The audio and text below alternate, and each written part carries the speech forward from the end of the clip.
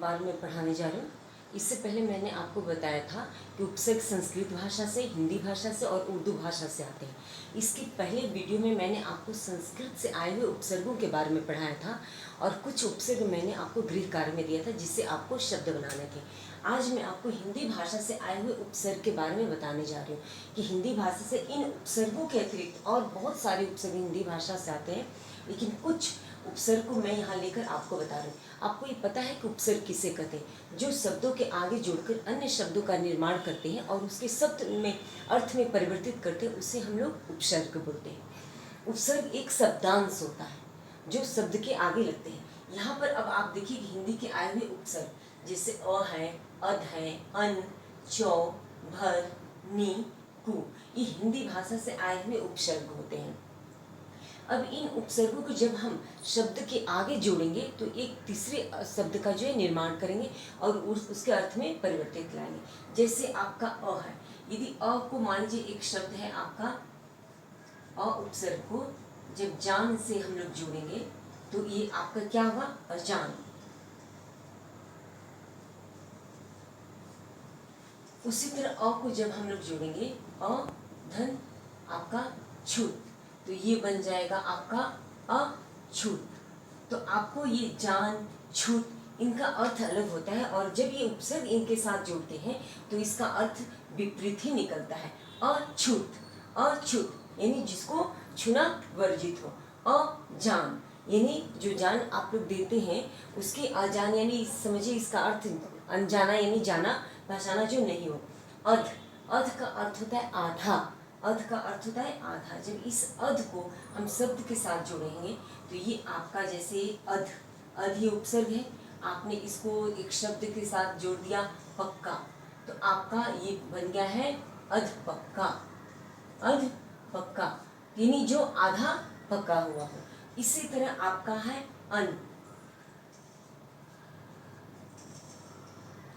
ये आपका उपसर्ग है अन। जब इस अन के साथ आप लोग जो है वो एक लगा दीजिए अनहोनी, तो ये क्या हो जाएगा आपका?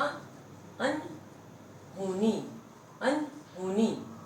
इसी तरह बहुत सारे शब्द आप लोग इन उपसर्गों को जोड़कर बना सकते हैं। इसी तरह है चौ, यानी चौ का अर्थ होता है चार, तो आप जब इस चौ को इस शब्द के साथ जैसे मास, मास आपने जोड़ दिया तो ये बन गया आपका चौमास, चौमास यानी जो 4 महीनों का समूह होता है उसको चौमास बोलते हैं। उसी तरह आपका उपसर्ग है भर, जब इस भर को आपने एक शब्द के साथ जोड़ दिया जैसे भर पेट, आपका हो गया, तो ये हो गया आपका भर पेट यानी पेट भर कर, भर पेट यानी पेट भर कर।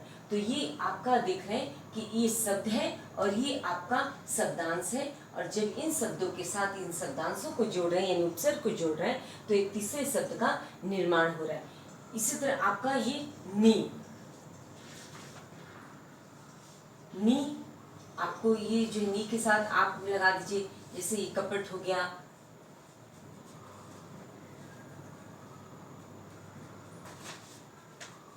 आप ये डर लगा दीजिए तो ये आपका बन गया नीडर, यानी जिसमें नीडर यानी जिसमें डर न हो, नीडर है वो।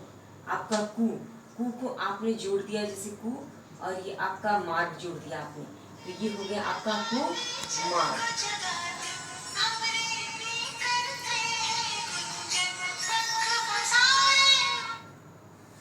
तो इस तरह आप जो है इन उपसर्गों को जोड़कर बहुत सारे शब्दों का निर्माण कर सकते हैं। तो आगे जो है मैं आपको कुछ रिटिंग दूंगी उपसर्ग बनाने को, जिससे आप जो है शब्द का निर्माण करेंगे।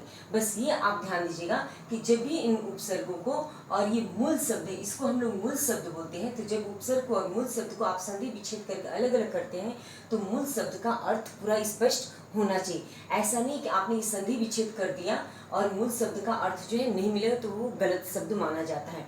इसलिए जब भी हम इन शब्दों को, जब इन शब्दों में से मूल शब्द को और उपसर्ग को अलग करते हैं तो हर मूल शब्द का अपना एक अर्थ होना चाहिए और वही शब्द जो है सही माने जाते हैं जिस मूल शब्द का अर्थ निकलता है। तो आज के लिए बस इतना ही। उसके बाद नेक्स्ट आपका रिटन कुछ उपसर्ग को मैं दूंगी जिसको आपको गृह कार्य में करके और उसके माध्यम से उसको शब्द बनाने होंगे। आज के लिए बस इतना।